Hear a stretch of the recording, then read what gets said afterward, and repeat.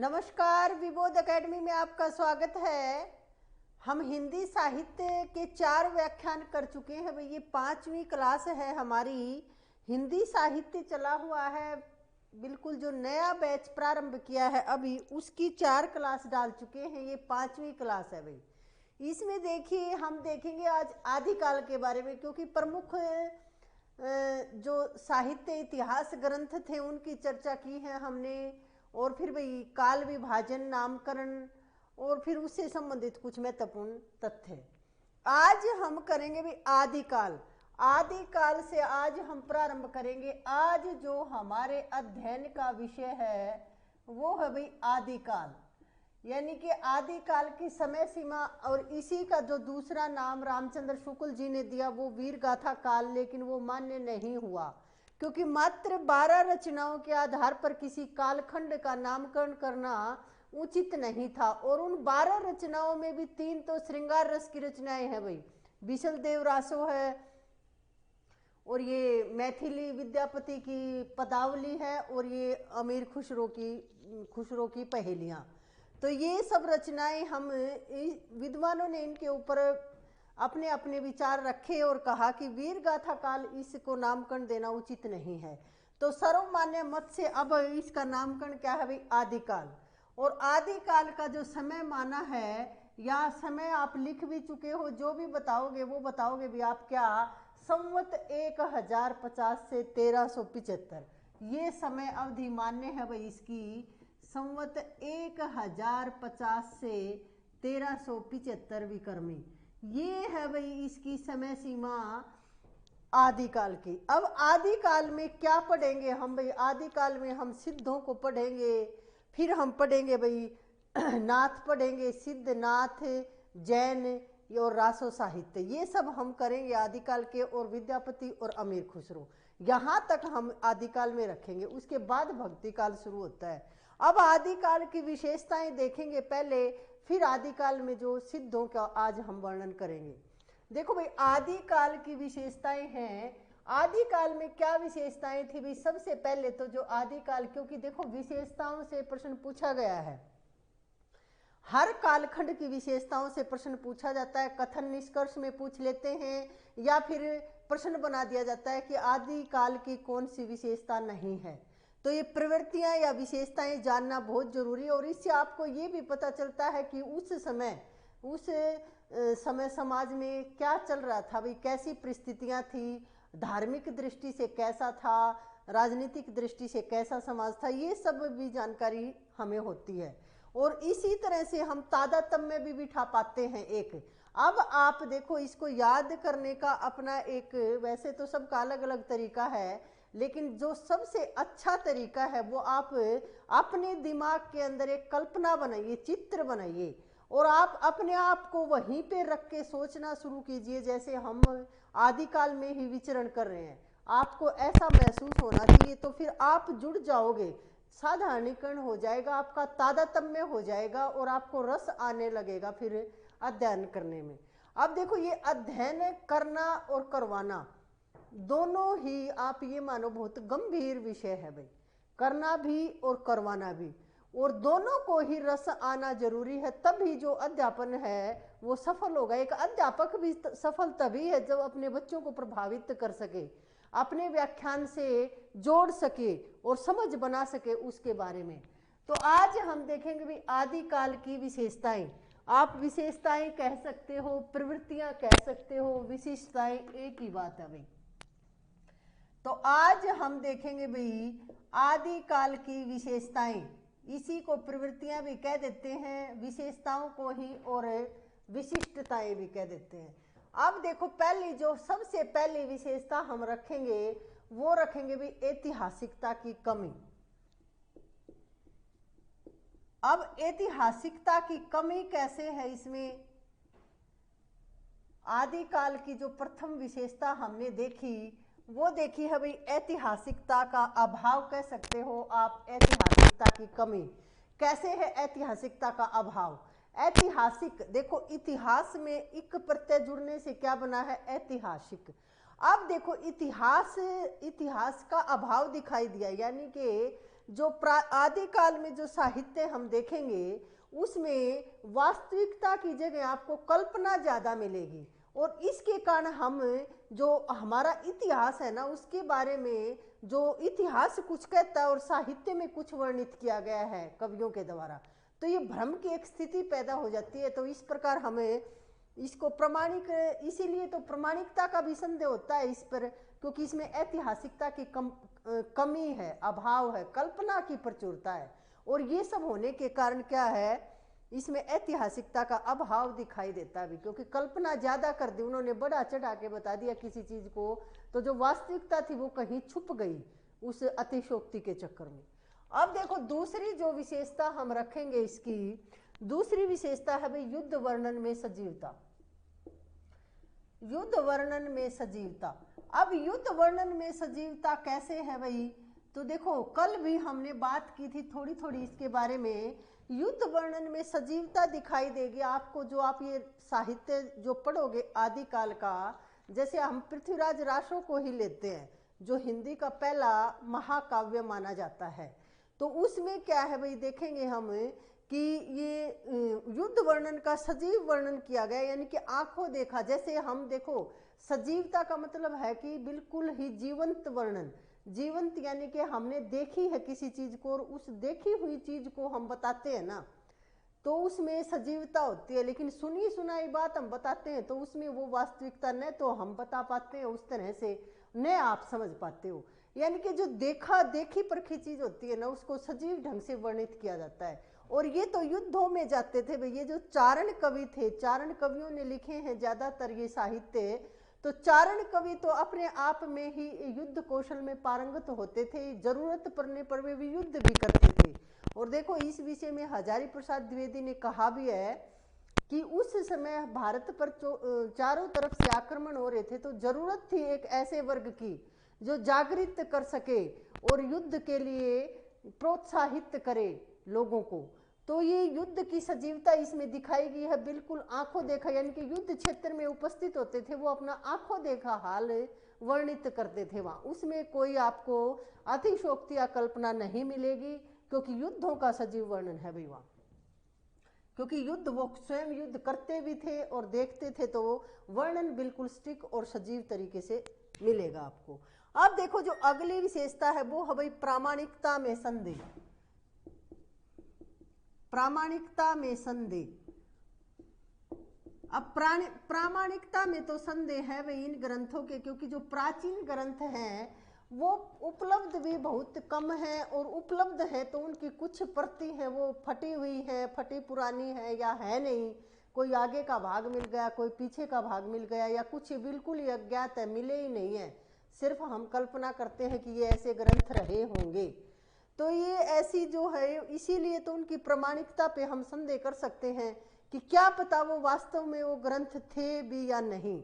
तो उस प्रामाणिकता पर संदेह, देखो पृथ्वीराज रासो को हम उठाएं फिर से आधार बनाकर, यदि आदिकाल की रचनाओं का की प्रामाणिकता को जांचें, तो उसमें देखो स्वयं रामचंद्र शुक्ल जी ने ही उसको जाली ग्रंथ कहा है, क्योंकि उसमें वो प्रामाणिकता का संदेह हमें दिखाई देता है। कुछ लोग उसको प्रामाणिक भी मानते हैं, कुछ अर्ध प्रामाणिक मानते हैं और कुछ अप्रामाणिक मानते हैं। वो आगे हम करेंगे पृथ्वीराज रासो को, तो आगे हम उसकी डिटेल अच्छे से देखेंगे। यानी कि हर ग्रंथ जो भी है प्राचीन समय में जो मिला है, तो कुछ तो उपलब्ध है कुछ नहीं है, तो उनकी प्रामाणिकता पे संदेह है। इसी कारण से क्या है, ये भी एक विशेषता है आदिकाल के ग्रंथों की, आदिकालीन साहित्य की। विशेषता है वो है भाई वीर और श्रृंगार रस की प्रधानता। वीर और श्रृंगार रस की प्रधानता, ये देखो बिल्कुल सही बात है भाई। आप जो भी साहित्य देखोगे प्राचीन समय में, उसमें वीर और श्रृंगार रस की प्रधानता मिलेगी, वीर रस की भी प्रधानता मिलेगी और श्रृंगार रस की भी।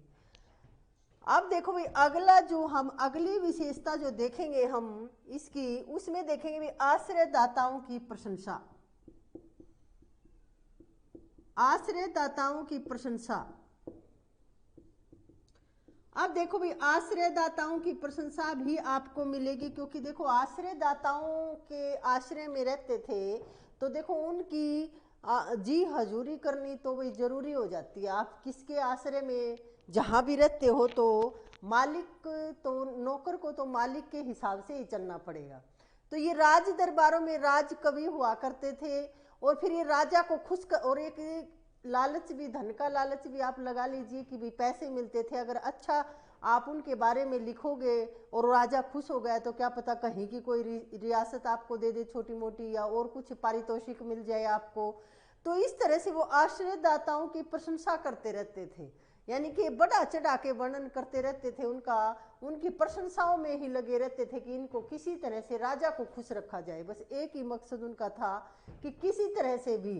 इसीलिए तो देखो ये सिर्फ दरबारी साहित्य आप इसको कह सकते हो, लोगों का साहित्य आप नहीं कह सकते। बाहर क्या चल रहा है कुछ नहीं पता। जैसे रीतिकाल के बारे में कहते हैं कि सिर्फ दरबारी है, वो उसको जनोन्मुक्त नहीं कह सकते आप, लोकोन उन्मुख साहित्य वो नहीं है। उसी तरह से यहाँ भी आश्रयदाताओं की प्रशंसा में ही ज्यादातर साहित्य लिखे गए हैं भाई। संकुचित राष्ट्रीयता है भाई, देखो संकुचित राष्ट्रीयता, अगली जो विशेषता है वो है भाई संकुचित राष्ट्रीयता। अब संकुचित राष्ट्रीयता का क्या मतलब है? संकुचित यानी कि छोटी, और राष्ट्रीयता, राष्ट्र यानी कि ये नहीं है कि अब हम देखो पूरा हमारे भारत में तो वसुदेव कुटुंबकम, यानी कि पूरे विश्व को ही एक परिवार के रूप में हम तो मानते हैं। और वैसे अगर देखें तो अपने देश के प्रति प्रेम, ये नहीं है कि हम अपने एक अलग राज्य को अलग दृष्टि से देखते हैं, सब एक देश प्रेम की भावना देखी जा सकती है। लेकिन उस समय क्या था भाई, छोटे छोटे टुकड़ों में बटे हुए थे, 20-25 गांव मिलकर एक रियासत बना दी जाती थी और उनका एक राजा होता था, और वही सिर्फ वही उनका राज्य था, उसी का विकास हो, उसी में खुशहाली रहे, उसी में समृद्धि आए, और दूसरे राजाओं के साथ लड़ते झगड़ते रहते थे। तो यानी कि संकुचित राष्ट्रीयता थी, ये नहीं थी कि सभी, इसी का तो फायदा उठाकर फिर विदेशी आक्रमणकारी हमारे यहाँ आए और हम इतने सालों तक गुलाम रहे। तो यानी कि संकुचित राष्ट्रीयता भी थी।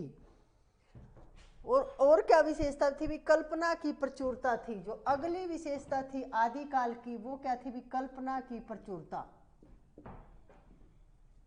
यानी कि आप कह सकते हो कि कल्पना ज्यादा थी, क्योंकि ऐतिहासिकता का अभाव में भी देखा ना हमने कि ऐतिहासिकता का अभाव क्यों?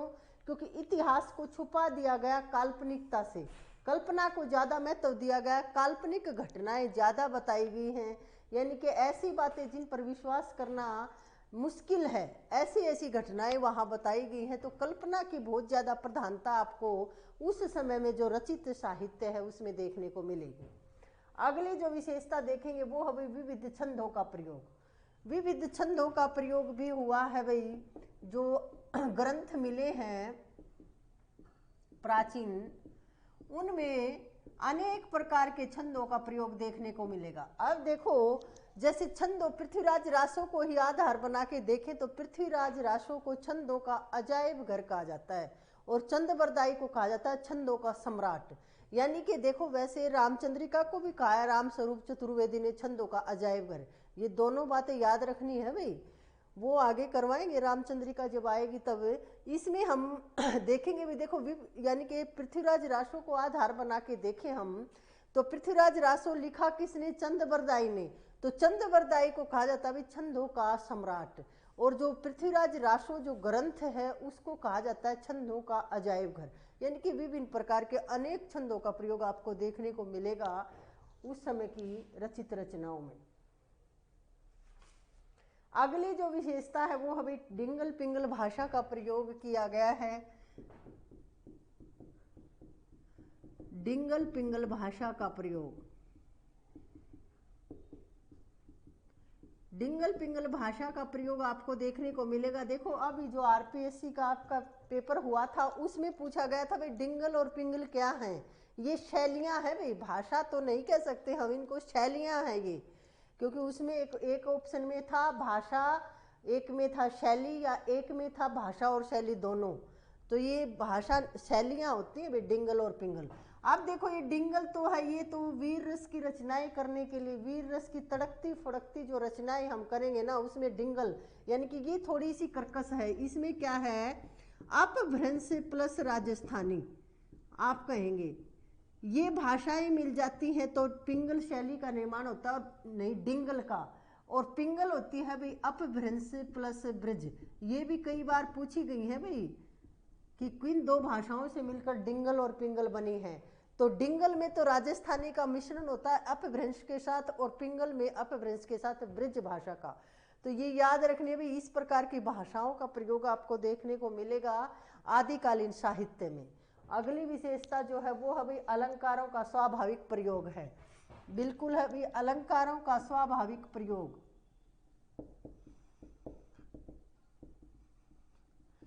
अब स्वाभाविक प्रयोग, अलंकारों का स्वाभाविक प्रयोग है भाई ये नहीं है कि जबरदस्ती काव्य सौष्ठव को बढ़ाने के लिए या अपनी प्रतिभा दिखाने के लिए केशव ने जैसे किया था कि जबरदस्ती अलंकारों को ठूस दिया। नहीं, ये इस अलंकारों का स्वाभाविक रूप से ही अलंकारों का प्रयोग किया गया है।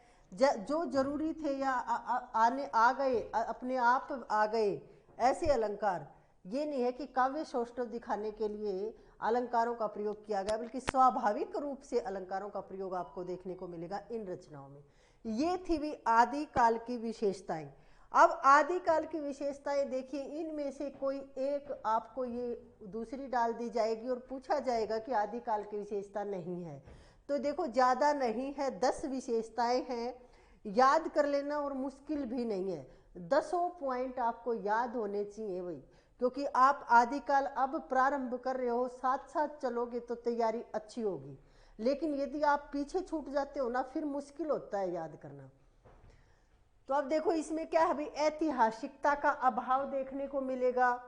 आदिकाल की रचनाओं में आपको युद्ध वर्णन में सजीवता मिलेगी, प्रामाणिकता में संदेह है, वीर और श्रृंगार रस का वर्णन है, आश्रयदाताओं की प्रशंसा है भाई, संकुचित राष्ट्रीयता है, कल्पना की प्रचुरता है, विविध छंदों का प्रयोग है, और डिंगल पिंगल भाषा का प्रयोग है, और अलंकारों का स्वाभाविक प्रयोग।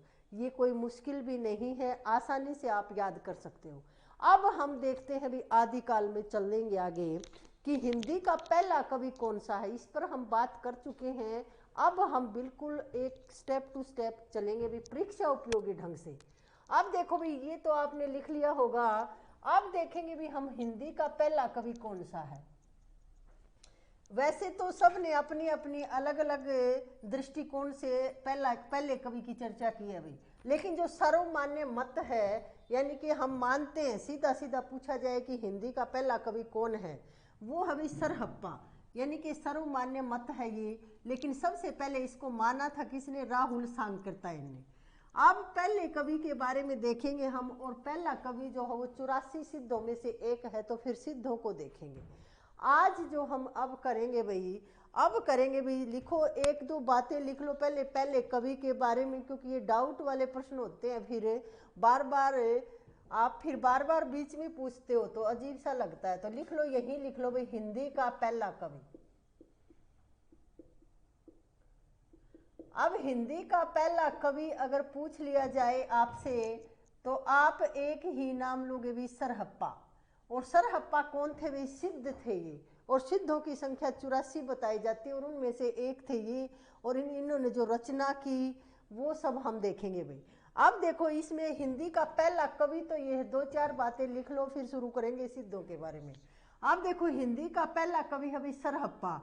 अगर पूछ लिया जाए हिंदी का पहला महाकवि, ये तो सिर्फ कवि है भाई, हिंदी का पहला महाकवि पूछ लिया जाएगा,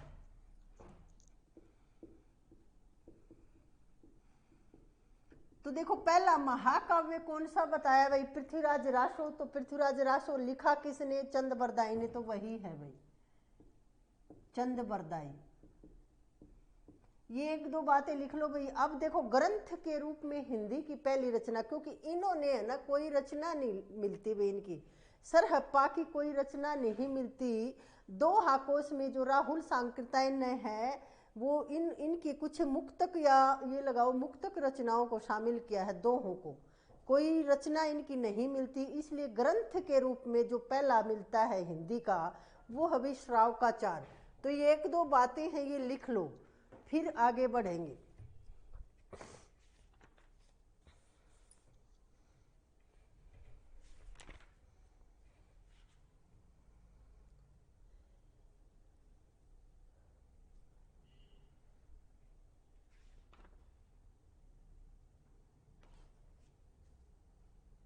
लिखो भाई, ग्रंथ के रूप में हिंदी की प्रथम रचना या हिंदी का पहला ग्रंथ आप इसको कह सकते हो।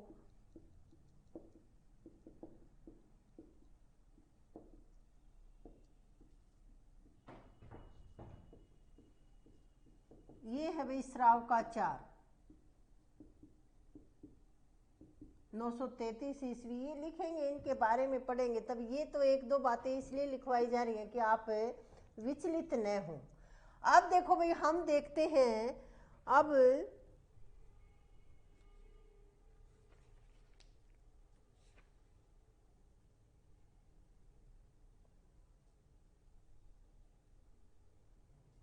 देखो भाई, एक बार प्रश्न यहां से पूछा गया और उसमें सरहप्पा था ही नहीं।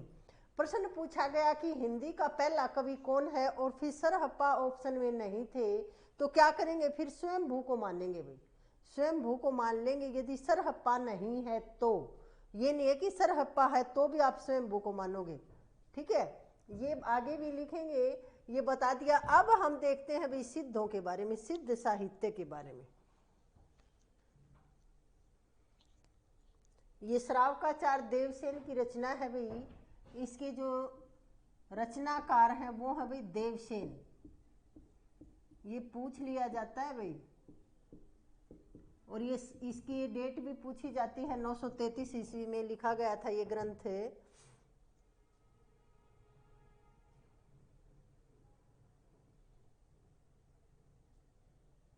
अब देखो भाई, ये किसने माना है, ये भी कई बार वो लिख चुके हैं, हम नहीं लिखे हैं, तो फिर लिख लीजिए कि राहुल सांकृत्यायन ने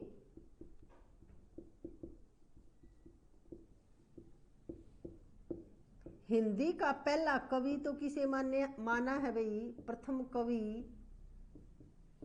सरहप्पा को माना है भाई। लेकिन प्रथम महाकवि पूछ लिया जाए राहुल सांकृत्यायन के अनुसार ही, वैसे तो देखो महाकवि कौन है भाई, हिंदी का चंद्रवरदाई, लेकिन राहुल सांकृत्यायन के अनुसार ही हिंदी का प्रथम महाकवि पूछ लिया जाए तो फिर हम लिखेंगे भाई स्वयंभू। देखो ये एक दो बातें आपको याद रखनी है भाई, क्योंकि ऐसे के ऐसे आप याद रख लेना, इसीलिए लिखवाई हैं। अब हम सरहप्पा के बारे में देखेंगे भाई। आगे जो सिद्ध साहित्य है, अगली हेडिंग डाल लीजिए आप, सिद्ध साहित्य।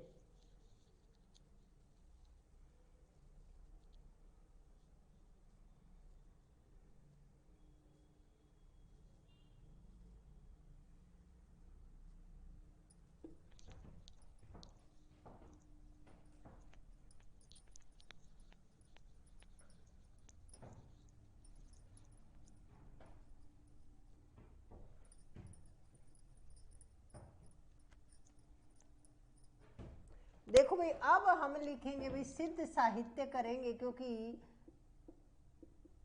सिद्ध ही था सरहप्पा, और फिर सरहप्पा और अन्य जो सिद्ध साहित्य में अन्य कवि हुए हैं उनके बारे में। अब सबसे पहले तो सरहप्पा के बारे में ही देखेंगे। सरहप्पा जो है भाई, ये क्या है, हिंदी के पहले कवि है, सबसे पहली विशेषता तो ये है। और ये माने किसने है भाई, राहुल सांकृत्यायन ने।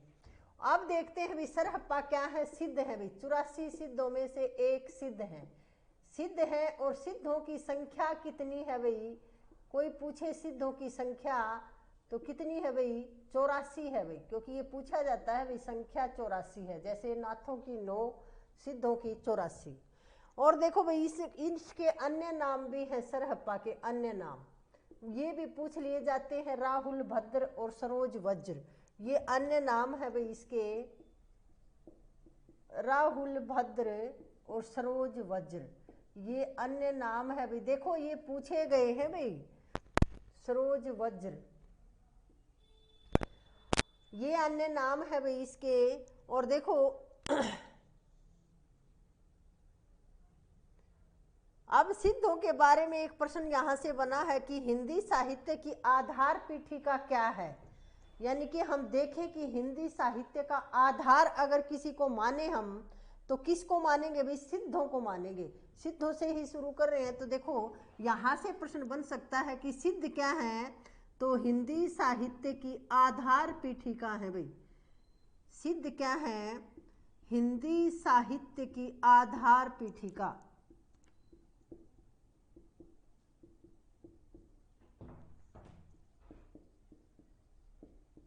हिंदी साहित्य की आधार पीठिका आप सिद्ध साहित्य को कहेंगे भी। आप देखो इनकी जो रचना है, जो इन सिद्धों का समय जो माना गया है वो माना गया भी 8वीं से 13वीं सदी तक। यहाँ लिख लो भी सिद्धों का समय है 8वीं सदी से 13वीं सदी तक माना है भाई। और जो सरहप्पा का समय माना जाता है भाई, ये माना जाता है भाई 769 ईस्वी। राहुल सांकरतायन ने जो सरहप्पा है इसका समय क्या माना है, ये डेट बताई है भाई दोहा कोश की। अब देखो भाई अब यहां से देखो बौद्ध धर्म था भाई। अब बौद्ध धर्म 2 शाखाओं में बट गया भाई। एक तो बट गया भाई क्या, हीनयान और एक महायान। एक तो हीनयान में और एक महायान में बौद्ध धर्म 2 शाखाओं में बट गया। महात्मा बुद्ध ने जो एक धर्म स्थापित किया था जिसको बौद्ध धर्म कहते हैं, वो 2 शाखाओं में बट गया भाई, हीनयान और महायान। अब महायान से फिर क्या बन गया भाई, मंत्रयान। देखो ये तंत्र मंत्र में विश्वास करते थे बहुत ज्यादा सिद्ध है, तो ये मंत्रयान बन गया। और फिर मंत्रयान से फिर वज्रयान बन गया, और वज्रयान से फिर सहजयान बन गया, और सहजयान से ही फिर क्या, सिद्धों और नाथों की उत्पत्ति हुई भाई। देखो ये क्रम भी पूछा जाता है भाई। बौद्ध धर्म से क्या है, महायान, फिर महायान से मंत्रयान बन गया, मंत्रयान से फिर धीरे धीरे वज्रयान, और वज्रयान से फिर सहजयान, और सहजयान से ही उत्पत्ति हुई है किसकी भाई, सिद्धों की भी और नाथों की भी। तो सिद्धों की उत्पत्ति कहाँ से मानेंगे हम, बौद्ध धर्म से। बौद्ध धर्म नहीं मिलता है तो फिर किससे, महायान से या वज्रयान, तो देखो कई बार पूछा गया है, या फिर सहजयान। इस तरह से धीरे धीरे विकास हुआ है भाई। बौद्ध धर्म से ही निकले हैं ये सिद्ध और नाथ, ये याद रखना है भाई। यहाँ से प्रश्न पूछा गया है कई बार कि बौद्ध धर्म 2 शाखाओं में बट गया भाई, हीनयान और महायान। महायान फिर मंत्रयान बना, फिर वज्रयान, फिर सहजयान, और फिर सहजयान 2 भागों में बट, यानी कि सिद्ध और नाथों का जन्म सहजयान से हुआ। ये हमें याद रखना है, यहाँ से प्रश्न पूछा जाता है। अब हम देखते हैं भाई आगे इसके बारे में, जो सिद्धों का जो संबंध है ये लिख लिया। देखो भाई सिद्धों का समय है, ये है भाई जो संबंध है ये पूर्वोत्तर भारत से है भाई, यानी कि भारत के जो पूर्वी भाग है ना भाई, उस तरफ मिलते हैं ये सिद्ध ज्यादा। जैसे असम है, नेपाल, तिब्बत, उड़ीसा, बिहार, उस तरफ आपको सिद्ध मिलेंगे। देखो आज भी हम देखते हैं भाई, जादू टोना जो चला हुआ है ना, तंत्र मंत्र विद्या, वो सिद्धों की देन है भाई। इतने सालों के बाद देखो 7वीं 8वीं शताब्दी से लेकर अब हम कौन सी शताब्दी में हैं, अब तक उनका प्रभाव कम नहीं हुआ है। क्योंकि आप देखते हो कि दिवाली होली पे हम देखते हैं बाहर जो चौराहे होते हैं वहां पे टोना टोटका कुछ रखा हुआ मिलता है, वो इन्हीं की देन है भाई। इन्होंने ही फैला दिया था पूरे समाज में इस तंत्र मंत्र और इन ढकोसलों को। और उसके बाद फिर नाथ साहित्य आया ना, नाथों ने फिर कुछ कम किया, यानी कि समाज में कुरीतियां जो फैल गई थी बहुत ज्यादा, उनको बाद में फिर नाथ आए, उन्होंने फिर जागरूक किया लोगों को और कुछ कम हुआ। लेकिन देखो प्रभाव तो आज भी उतना ही दिखाई देता है कहीं कहीं तो। लेकिन अब तो खैर शिक्षित हो गए हैं लोग, इन सब बातों को जानने लगे हैं। अब देखो भाई इनको सिद्धों का जो संबंध है वो कहाँ से है भाई, पूर्वोत्तर भारत से है। ये सब प्रश्न पूछे जाते हैं भाई, पूर्वोत्तर भारत से हैं। अब पूर्वोत्तर भारत में लिख सकते हो आप, असम है, जैसे बिहार है, उड़ीसा है, और इस भारत इसके साथ साथ फिर नेपाल तक फैला हुआ है भाई। नेपाल में भी बहुत है सिद्ध, नेपाल तिब्बत वाले एरिया में भी आप देख सकते हो, तिब्बत लिख लो, क्योंकि ये सब पूछे गए हैं भाई। यहाँ आपको क्या दिखेगा भाई, सिद्ध इस इलाके में सिद्ध ज्यादा सक्रिय रहे हैं प्राचीन समय से ही। अब देखो सिद्धों का संबंध यहाँ से है और केंद्र कहाँ पे था इनका, यानी कि मूल केंद्र कहाँ था। जो श्रीशैल पर्वत है, श्रीशैल पर्वत पे इनका केंद्र है भाई, श्रीशैल पर्वत।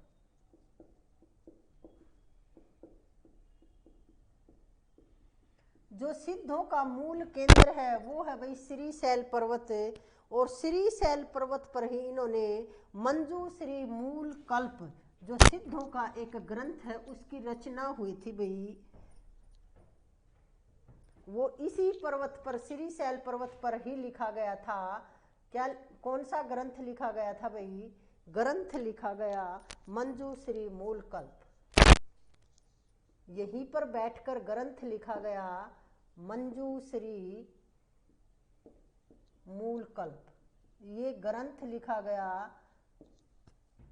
जिसमें सिद्धों की साधना का विस्तृत वर्णन है भाई, यानी कि सिद्ध किस तरह से साधना करते हैं उनका पूरा वर्णन आपको इस किताब में मिलेगा भाई। यानी कि इसमें हम लिख सकते हैं कि सिद्धों की साधना का विस्तृत वर्णन है।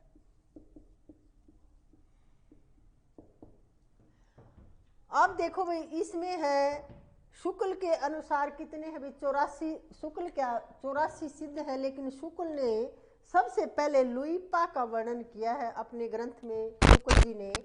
तो देखो भाई सिद्धों की संख्या तो हम लिख चुके हैं, 84 हैं भाई सिद्ध। और शुक्ल के अनुसार ये भी लिख लो भाई, क्योंकि ये भी पूछ लिया जाता है। शुक्ल के अनुसार पहले नंबर पे तो कौन है भाई? लुइपा। पा लगता है, इनके पीछे पा लगा मिलेगा आपको इस तरह से, जैसे सरहप्पा है। फिर छठे नंबर पे हम देखेंगे तो क्या है? सरहप्पा है। अपनी किताब में देखना रामचंद्र शुक्ल के इतिहास में। और जो 84वें नंबर पे है, 84वां जो सिद्ध है वो है भाई भालीपा, या भलीपा भी मिल जाता है कई किताबों में।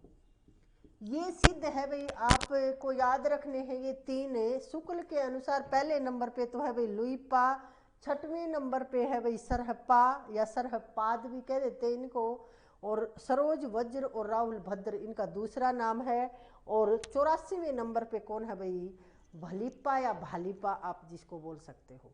अब आगे देखेंगे, इनको लिखो सबको। ये क्या चल रहा है इसमें?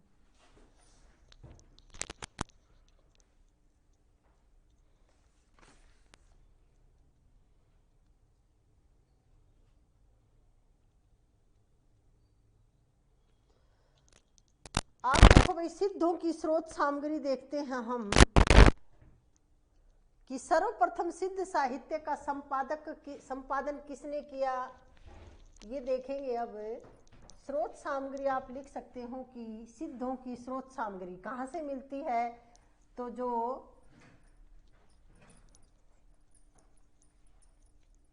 लिखो भाई, अगला पॉइंट लिखो आप, सिद्धों की स्रोत सामग्री लिखना चाहो तो लिख लो ऐसे ही, स्रोत सामग्री।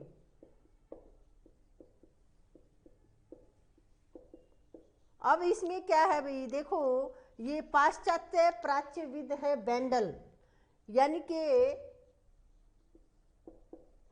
बेंडल ने सबसे पहले सिद्ध साहित्य का संपादन किया है। यानी कि सिद्ध साहित्य के संपादन का शुभारंभ किसने किया है? तो बेंडल ने किया है भाई। ये पाश्चात्य प्राच्यविद थे। कौन थे? बेंडल पाश्चात्य प्राच्यविद थे। और इन्होंने लिखो, इन्होंने सर्वप्रथम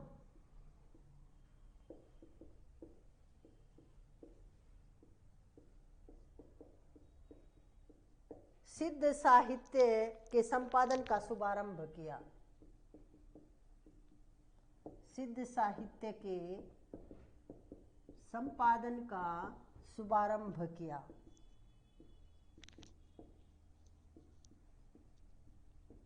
उसके बाद देखिए फिर हरप्रसाद शास्त्री ने बोध गान ओ दोहा वो लिखी आगे। फिर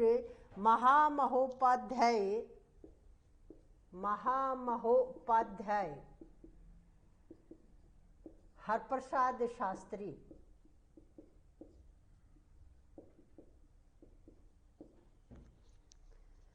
ने सिद्धों के दोहों और चर्या गीतों का संकलन किया है।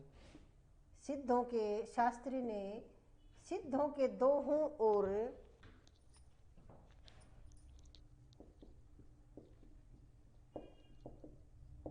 सिद्धों के दोहों और चर्या पदों का, देखो चर्या यानी कि इन्होंने चर्या पद लिखे हैं और दोहा, चर्या पदों का या चर्या गीतों का कह सकते हो आप, का संकलन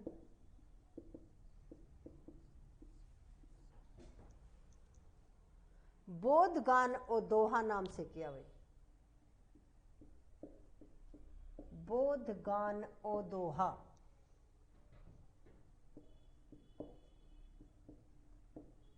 देखो भाई ये है नाम बोधगान और दोहा। इस नाम से इन्होंने सिद्धों के दोहों और चर्या गीतों का संकलन किया है, बोधगान और दोहा। और ये बांग्ला अक्षरों में है। भाई ये भी कई बार पूछा गया है, ये तो आप महत्वपूर्ण मान के चलिए इसको। ये प्रश्न तो पता नहीं कितनी परीक्षाओं में पूछा गया है, तो लिख लो ये बांग्ला अक्षरों में है। बोधगान और दोहा 1917 ईस्वी में भी संकलन किया गया था ये, और ये बांग्ला अक्षरों में है।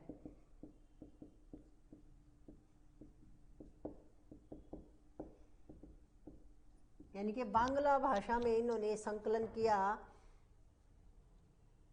और जो इन्होंने ये पांडुलिपियां प्राप्त की, देखो आप पढ़ते हो ना राहुल सांकृत्यायन का तिब्बत यात्रा, वहां भी लिखा गया है वो इतनी 700 750 कुछ प्रतियां गधों पे या घोड़ों पे लाद के लेके आए थे तिब्बत से राहुल सांकृत्यायन जी। तो ये जो है इनकी पांडुलिपियां प्राप्त की थी उन्होंने नेपाल से। नेपाल और तिब्बत वाले इलाके से इन लोगों ने क्या किया, इकट्ठी की पांडुलिपियां मिली थी। तो लिख लो भी हरप्रसाद शास्त्री ने जो सिद्धों की जो पांडुलिपियां हैं ये नेपाल से प्राप्त की थी। सिद्धों की पांडुलिपियों को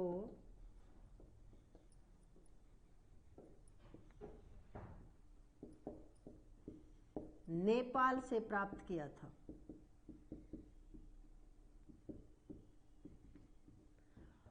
अब देखो भाई आगे देखते हैं हम, ये लिख लो फिर देखेंगे भी दोहा कोश के बारे में, उसका संपादन भी किया है।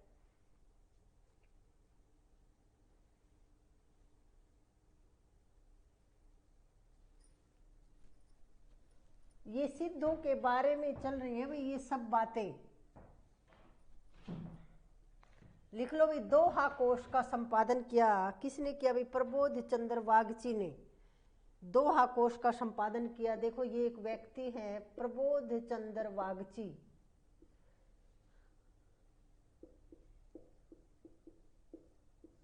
इन्होंने दोहा कोश का संपादन किया है। भाई दोहा कोश रचना किसकी है, सरहप्पा की है।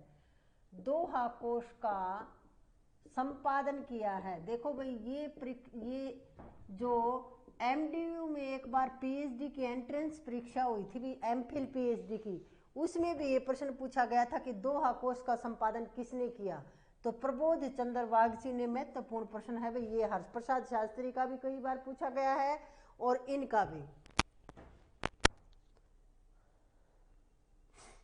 अब राहुल सांकृत्यायन के बारे में देखेंगे भी, उन्होंने भी तो इनकी पांडुलिपियां प्राप्त की थी तिब्बत से, और फिर हिंदी काव्य धारा के रूप में संकलन किया था उनका। तो राहुल सांकृत्यायन, अगले लिखो भी राहुल। देखो ये स्रोत सामग्री है भाई कि सिद्धों की स्रोत सामग्री कहाँ से मिली, तो देखो सबसे पहले तो सिद्धों का जो संपादन किया यानी कि सिद्धों के बारे में वो बेंडल ने किया भाई सबसे पहले तो शुभारंभ। उसके बाद फिर हरप्रसाद शास्त्री ने बोधगान और दोहा बांग्ला भाषा में ये नेपाल से पांडुलिपियां प्राप्त करके संपादन किया। और उसके बाद प्रबोध चंद्र बागची ने दोहा कोश का, और अब राहुल सांकृत्यायन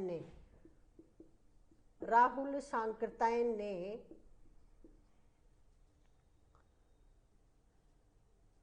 सिद्ध पांडुलिपियों को तिब्बत से, देखो राहुल सांकृत्यायन का वास्तविक नाम है भाई केदार पांडे। ये आगे कर लेंगे, लिखना चाहो तो यहाँ भी लिख सकते हो आप। केदार पांडे है इनका वास्तविक नाम, कई बार पूछा गया है। ने सिद्ध पांडुलिपियों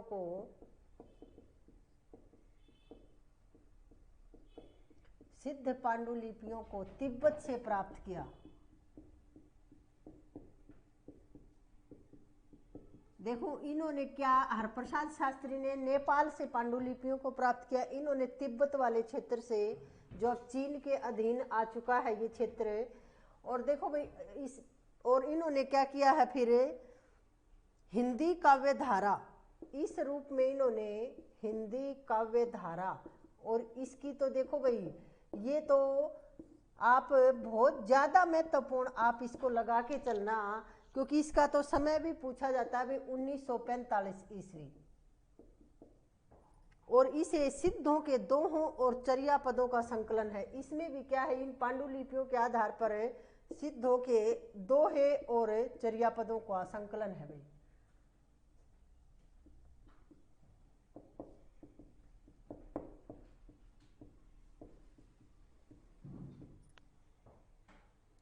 अब देखते हैं भाई सिद्ध साहित्य का स्वरूप क्या है।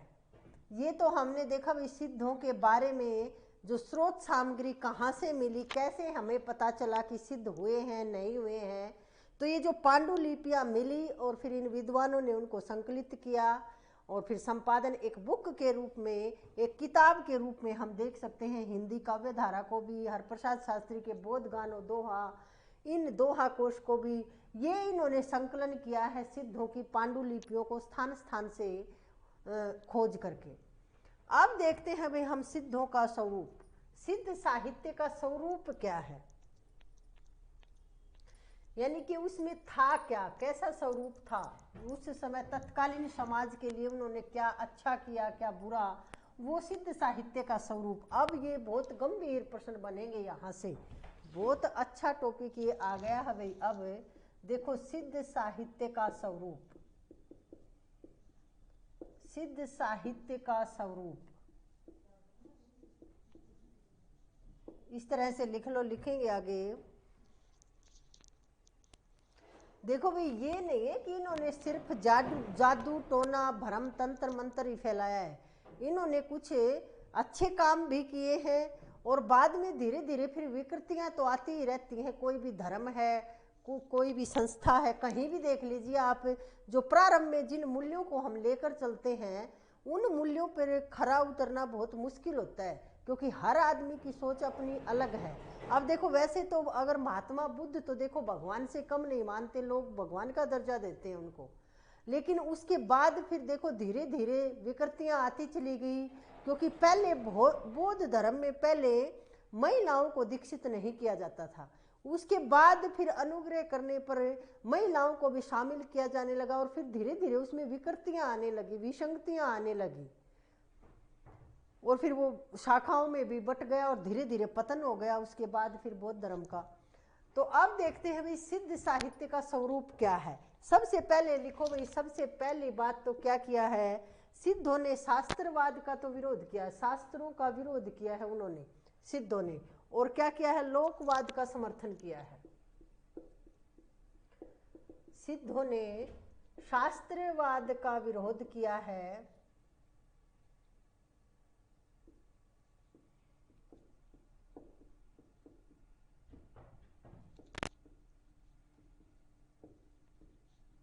और लोकवाद का समर्थन किया है।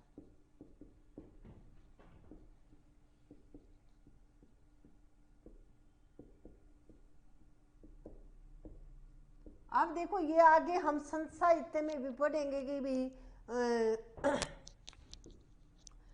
शास्त्रों का विरोध वहां भी देखने को मिलेगा। तो यहाँ भी क्या है, सिद्धों ने शास्त्रवाद का विरोध किया है और लोकवाद का समर्थन किया है। कि अगली बात हम देखेंगे इसमें कि सिद्धों ने ज्ञान का सैद्धांतिक पक्ष की नहीं बल्कि ज्ञान के व्यवहारिक पक्ष का समर्थन किया है। सिद्धों ने ज्ञान के सैद्धांतिक पक्ष की नहीं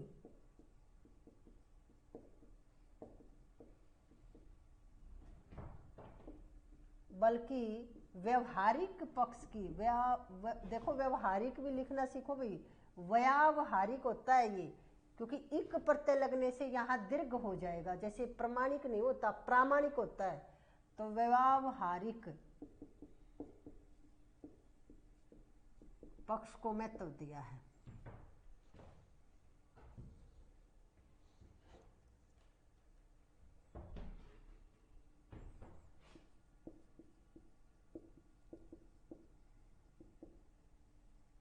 देखो भाई, सिद्ध होने ज्ञान के सैद्धांतिक पक्ष की नहीं बल्कि सैद्धांतिक ज्ञान के व्यवहारिक पक्ष सैद्धांतिक पक्ष का नहीं बल्कि व्यवहारिक पक्ष का समर्थन किया है। यानी कि सिद्धांतों पे चलने से नहीं काम चलेगा। इनका मानना है कि ज्ञान के जो सिद्धांत बना दिए गए हैं ना, जरूरी नहीं है जो व्यवहारिक ज्ञान है ना वही असली ज्ञान है, उसका समर्थन किया है सिद्धों ने। और अगली बात देखिए आप, खंडन मंडन शैली का प्रयोग किया है इन्होंने। खंडन मंडन शैली यानी कि खंडन मंडन शैली का प्रयोग, इससे आप क्या समझे कि जो कुरीतियां हमारे समाज में आ गई हैं उनका तो खंडन करो, और जो नई बातें हैं जो जरूरी हैं उनका मंडन करो, यानी कि उनको अपनाओ। इनका कहने का मतलब ये है कि खंडन मंडन की शैली का प्रयोग किया इन्होंने। जो गलत बातें थी या इनके अनुसार जो गलत बातें थी उसका तो इन्होंने खंडन किया है, और जो इनके अनुसार जो अच्छी बातें थी उनका इन्होंने प्रचार प्रसार किया और लोगों से कहा कि इसको अपनाओ। अगली जो स्वरूप है या विशेषता है इसकी ये है भाई, ये नारी के विरोधी नहीं लेकिन गृहस्थ के विरोधी थे भाई। देखो ये सिद्धों की खास बात थी, ये नारी के विरोधी नहीं थे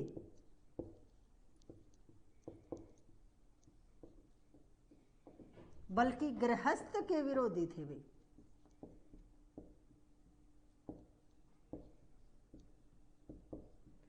अब देखो आप, इसका मतलब ये है भाई कि वैसे तो देखो ये तो अपनी उसमें देखते भी है, साधना पद्धति में नारी संसर्ग को विशेष महत्व देते हैं। ये महामुद्रा के रूप में ये निम्न कुल की स्त्री को अपने साथ रखते थे भाई, लेकिन गृहस्थ से प्रेज था भाई इनको, ये गृहस्थी बसाने के इच्छुक नहीं थे। आप यदि आज की स्थिति में आप देखो तो जो ये लिव इन रिलेशन जो आजकल है ना, उसको ये महत्व देते थे सिद्ध। देखो पाश्चात्य काव्य पाश्चात्य संस्कृति में तो आज हम देखते हैं, उनको देख के आज हमारे यहाँ भी चल रहा है कि शादी से पहले लड़का लड़की इकट्ठे रह सकते हैं, लेकिन यहाँ देखो इनके सिद्ध 7वीं 8वीं शताब्दी में, हमारा इतिहास तो ऐसा रहा है, तो हम कितने आगे हैं उन लोगों से। और आज हम, क्योंकि एक खास बात है बच्चों सुनो, हमारे भारतीयों में सबसे बड़ी एक कमी है कि हम पढ़ने पर नहीं सुनने पे विश्वास रखते हैं। जैसे सुनी सुनाई बात पे विश्वास कर लेते हैं, लेकिन उनको पढ़ो, सुनी सुनाई बात तो क्या पता कि अधूरा ज्ञान दुखी करता है आदमी को, क्या पता कहीं से किसी ने गलत सुनाओ या उसने अपने तरीके से उसका अर्थ गलत निकाला और वो आपको बता रहा है और आप उससे प्रभावित हो जाते हो और उसी तरह फिर आप भी आगे फैलाते हो उन बातों को। नहीं, आप पढ़ो, आप खुद देखो क्या ये बात सही है, कहाँ लिखी हुई है, ग्रंथों को पढ़ो आप, और उस जो अपनी पढ़ी हुई बात है ना उसी के ऊपर तर्क वितर्क किया करो। क्योंकि कई बार देखा गया है बच्चे भी कि अधूरे ज्ञान को लेकर एक दूसरे से बहस करते हैं कि ये ऐसा नहीं है ये ऐसा है, लेकिन नहीं, पहले आप उसके बारे में पूरा देखो सीखो, उसके बाद फिर किसी बात पे आप तर्क वितर्क करो। तो यहाँ भी वही बात है भाई, देखो नारी के विरोधी नहीं थे बल्कि गृहस्थ के विरोधी थे। लेकिन आप यहाँ से ये अनुमान लगा सकते हो कि अरे हमारे ये 7वीं 8वीं शताब्दी में हुए ना सिद्ध, तो हमसे सीखा है पाश्चात्य लोगों ने, और आज हम कह रहे हैं कि वो उनकी देन है, आज हम उनके रहन सहन पहनावे से प्रभावित हो रहे हैं, उनकी बातों को अपना रहे हैं। अरे वो हमसे सीख रहे हैं, हमें उनसे सीखने की जरूरत नहीं है। हम अपने इतिहास में जाएंगे तो आपको पता चलेगा कि हमारे पूर्वज हमारे समाज में कैसे कैसे लोग थे, कैसी कुरीतियां भी थी और अच्छी बातें भी थी। तो अगली जो विशेषता है इनकी वो देखेंगे भी, राग में विराग की अवधारणा। राग में विराग की अवधारणा थी भी सिद्धों के यहाँ, राग में विराग, यही बात है भाई, गृहस्थ नहीं चाहिए, राग में विराग की अवधारणा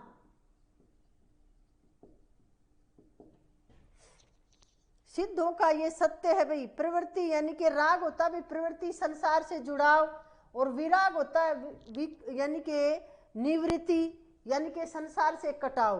गृहस्थी तो बस आएंगे नहीं, संसार से कट गए, निवृत्ति। और प्रवृत्ति क्या, राग, यानी कि स्त्री के संसर्ग साथ रखेंगे स्त्री को, वही बात है भाई। ये इनका सत्य है भाई, ये सिद्धों का सत्य है। और कई बार पूछी गई है ये बात, ये याद रखना भाई। दोनों बातें महत्वपूर्ण है, दोनों नेट परीक्षा में आ चुकी है भाई।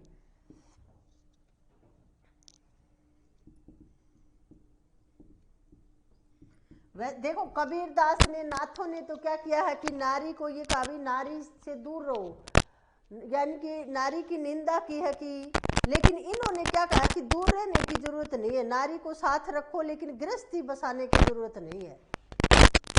ये सत्य है, या आप ये लगा सकते हो कि विकृति विसंगति थी इनकी, इन लोगों की। अब देखो आगे देखते हैं भाई हम, आप लिख सकते हो भाई प्रवृत्ति में निवृत्ति। राग का मतलब होता है प्रवृत्ति यानी कि संसार से जुड़ाव, इसका मतलब होता है भाई प्रवृत्ति।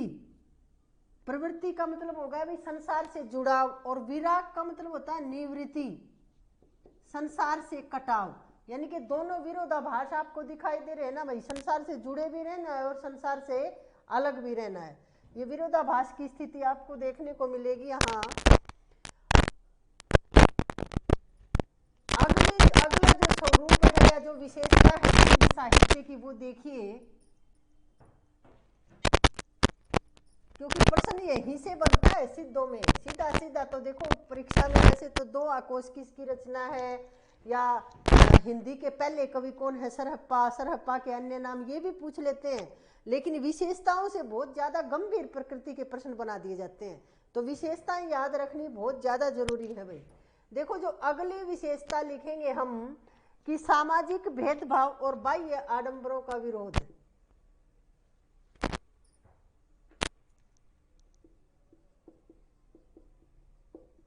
सामाजिक भेदभाव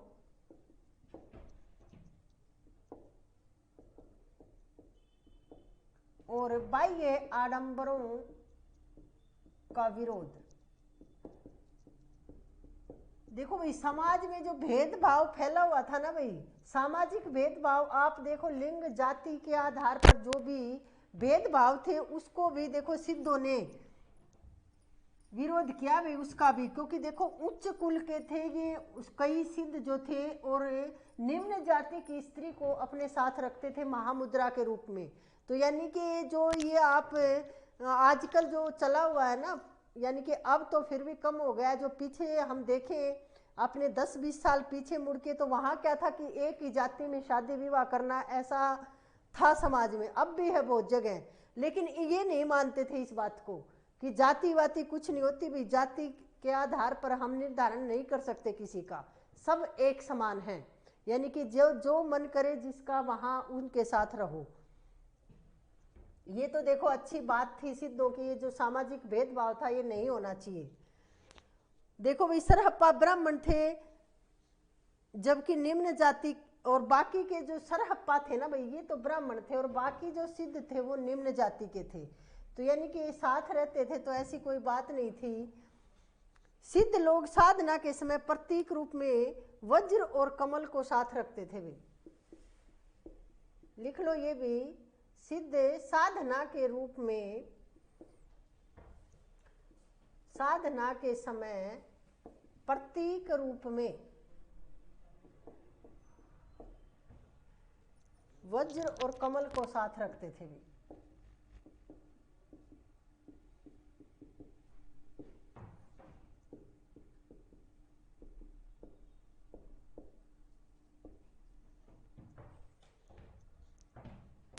अब सिद्ध साहित्य में देखिए भाई अगली जो इनकी विशेषता है भाई सिद्धों की, लिख लीजिए। सिद्ध साहित्य में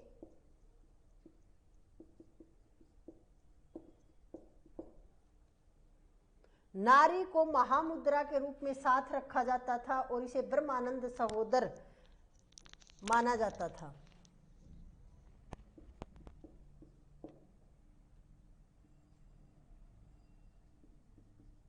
नारी संसर्ग को ब्रह्मानंद सहोदर मानते थे भैया।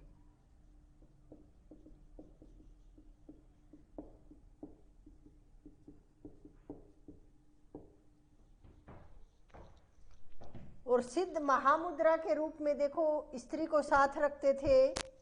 तो सिद्ध साहित्य में महामुद्रा का अर्थ लिख लो, क्योंकि आप बार बार ये आ रही है तो आप सोचोगे क्या है महामुद्रा। महामुद्रा का अर्थ होता है नारी संसर्ग।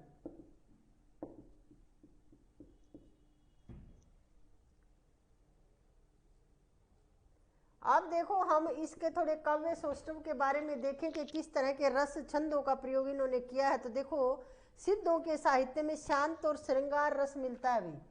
सिद्ध साहित्य में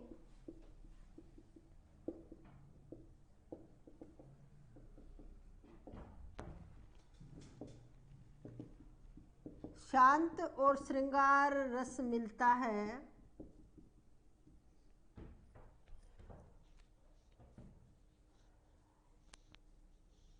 जबकि देखो दोनों रस एक दूसरे के विरोधी हैं भाई। शांत और श्रृंगार दोनों रस एक दूसरे के विरोधी हैं, लेकिन सिद्ध साहित्य में मिलते हैं भाई।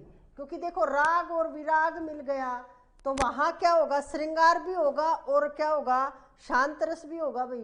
तो दोनों एक दूसरे के विरोधी हैं, जबकि शांत रस और श्रृंगार रस। लेकिन सिद्ध साहित्य की अपनी एक विशेषता है कि शांत और श्रृंगार रस एक साथ मिलते हैं। यहाँ राग और विराग की प्रवृत्ति एक साथ मिलती है सिद्ध साहित्य में। अगला देखिए भी सिद्धों के जो दोहे हैं उनकी जो भाषा है वो तो है भी, वो तो अपभ्रंश में है और खंडन मंडन शैली में है। सिद्धों ने जो दोहों की रचना की है, सिद्धों के दोहे, दोहा कोश में तो क्या है भाई, दोहे दोहे लिखे हैं। दोहे तो क्या है, अपभ्रंश में है और खंडन मंडन शैली में है भाई। तो लिख सकते हो आप, दोहों की विशेषता तो क्या है, भाषा तो अपभ्रंश है और शैली कैसी है, खंडन मंडन, खंडन मंडन शैली है। और जो चर्या पद जो लिखे हैं इन्होंने ये अवहट भाषा में हैं। यहां लिख लो,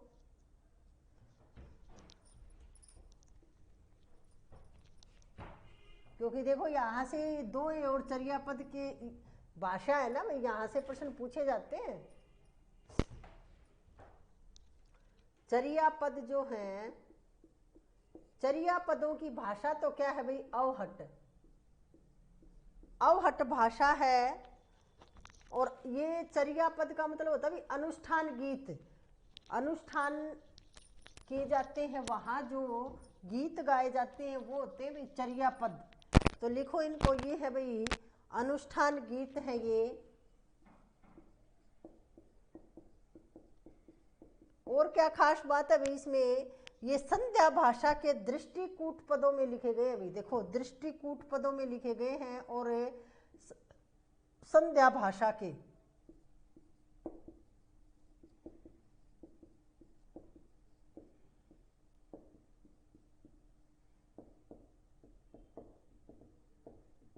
देखो भाई ये प्रश्न बहुत बार पूछा गया है भाई कि सिद्धों के जो चर्या पद है वो दृष्टिकूट है भाई।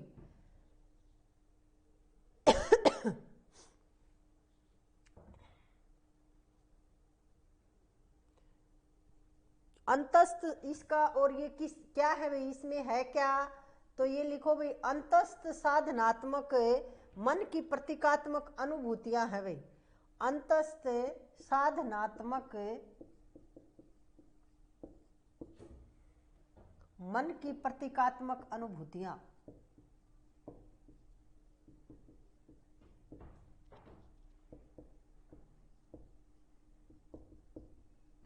देखो भाई दृष्टिकूट का क्या मतलब होता है, दृष्टि यानी कि देखना, कूट होता है यानी कि छल, देखने की दृष्टि को जहां छल लिया जाता है।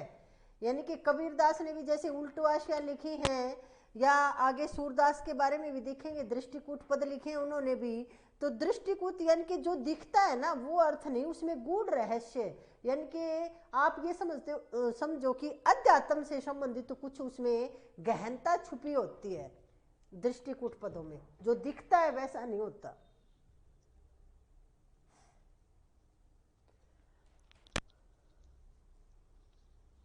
अब देखो भाई यहाँ से दो तीन प्रश्न बने हैं, वो देखते हैं कैसे प्रश्न यहाँ से चर्या पदों से बने हैं।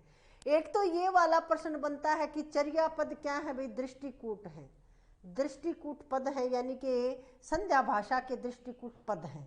दूसरी बात देखो यहाँ से प्रश्न पूछा गया भाई, लिखो इसको ऐसे कैसे, कई बार पूछा गया है।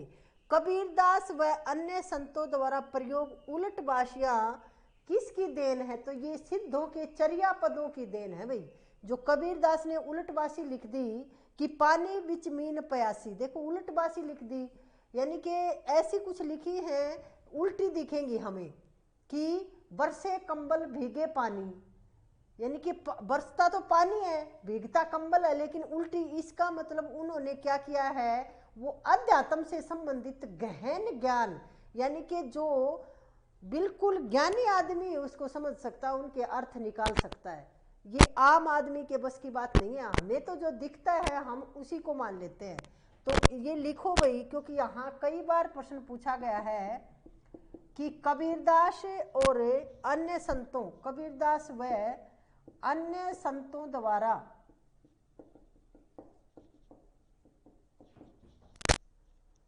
प्रयोग उलटवासी, प्रयोग उलटवासियां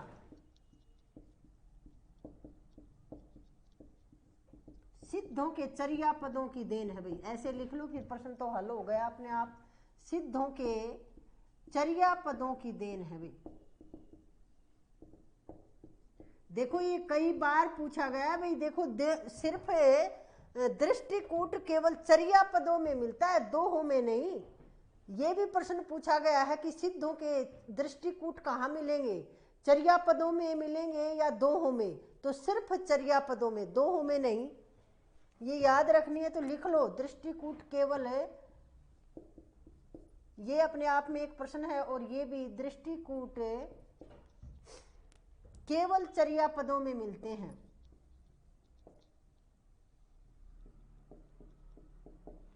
केवल चर्या पदों में है, दोहों में नहीं, क्योंकि लिखे तो दोहे भी तो हैं, दोहों में नहीं। ये बात याद रखनी है भाई सिद्धों के बारे में। अब देखो दो तीन जो मत हैं डॉक्टर बच्चन सिंह के हैं, इन्होंने कुछ कहा है। देखो वैसे तो भैया अभी बहुत बचा है सिद्धों के बारे में, थोड़ा सा और करते हैं। देखो ये है भाई विशेषताएं, देखी हमने सिद्धों की, सिद्ध साहित्य की क्या विशेषताएं हैं। अब उसमें जो मुख्य मुख्य सिद्ध है, सरहप्पा है, सबरपा, लुईपा, इनके बारे में थोड़ा थोड़ा देखेंगे, फिर ये सिद्ध पूरे हो जाएंगे। फिर सिद्ध नाथ, इनमें अंतर देखेंगे, क्योंकि अंतर देखना बहुत ज्यादा जरूरी है।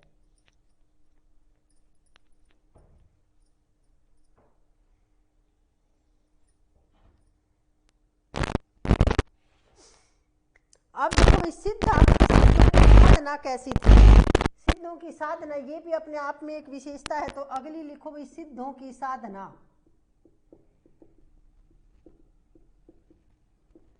सिद्धों की साधना ये पूछा गया है भाई, ये भी अपने आप में वामाचार साधना थी। इनकी साधना का नाम था भाई वामाचार साधना,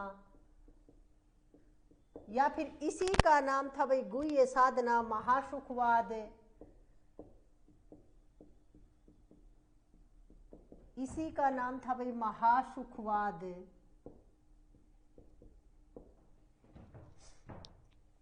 या इसी को पंचमकार साधना भी कहते थे भी, पंचमकार साधना। ये इस प्रकार की साधना थी भी। कैसी साधना थी सिद्धों की, पूछी जा सकती है। इनमें से कोई भी एक नाम आ सकता है। वामाचार साधना, गुह्य साधना, महासुखवाद या पंचमकार साधना थी सिद्धों की। अब देखते हैं भाई जो 5 मकार दिए हैं, यानी कि पंच मकार दिए हैं इन्होंने, कौन कौन से है भाई ये 5 मकार है।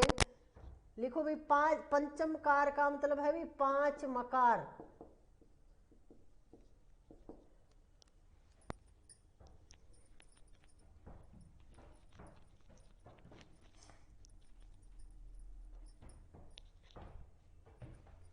देखो ये लिखो भाई, मांस है, एक क्या है भाई, फिर मत्स्य है, फिर मुद्रा है, और फिर क्या है भाई, मध्य या मत कह सकते हो आप, और एक है भाई क्या, मैथुन। ये 5 मकार दिए हैं भाई सिद्धों ने।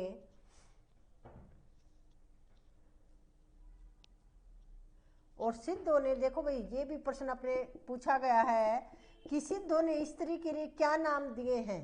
तो सिद्धों ने स्त्री के लिए कुछ शब्द प्रयोग किए भाई। स्त्री के लिए क्या संबोधन दिए हैं, क्या संबोधन करके पुकारते थे। तो भैरवी कहा है स्त्री को, भैरवी कहा है, डाकिनी और योगिनी, योगिनी भी कहा है और डाकिनी भी कहा है। ये जो है इन्होंने संबोधन दिए हैं सिद्धों ने स्त्री को। अब देखते हैं भी हम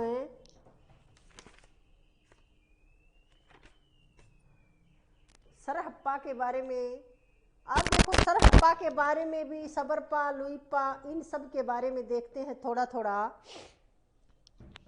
क्योंकि विशेषताएं देख ली भी हमने सभी सिद्धों की।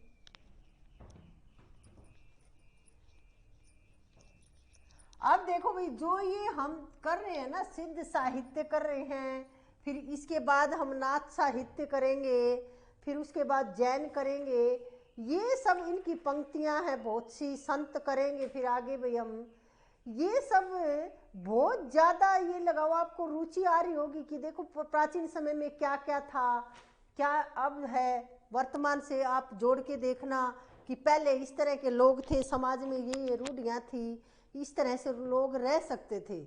अब देखो अब भी इतनी आज़ादी नहीं है जितनी उस समय थी। मुझे तो लगता है अगर इसको देखो, यहाँ तो सिर्फ परीक्षा उपयोगी तथ्य आपको बताए गए हैं, लेकिन वैसे यदि आप सिद्धों के बारे में पढ़ोगे ना, तो आपको बहुत सी ऐसी बातें पता चलेंगी कि आजकल जो बोलते हैं ना लोग कि मॉडर्न जमाना आ गया है, कुछ शर्म है नहीं किसी के, और पता नहीं क्या क्या, तो वो उस समय देखेंगे तो आज भी हम बहुत उनसे तो ये लगाओ कि भिन्न है भाई। वहाँ तो उस समय तो बहुत ज़्यादा फिर खुलापन था समाज में, कभी पढ़ना समय मिले तो। ये सिर्फ परीक्षा उपयोगी बातें मैंने आपको बताई हैं जो बहुत ज़्यादा महत्वपूर्ण थी सिद्धों के बारे में। अब जो सिद्ध है ना, उनके बारे में हम कल देखेंगे भाई, क्योंकि सिद्धों में जो महत्वपूर्ण की रचनाएं भी हैं और फिर उनकी पंक्तियां भी हैं जो पूछी गई हैं या जो महत्वपूर्ण हैं, तो वो थोड़ा सा फिर ज़्यादा बड़ा हो जाएगा, वो हम अगली क्लास में देखेंगे। आज के लिए इतना ही, धन्यवाद।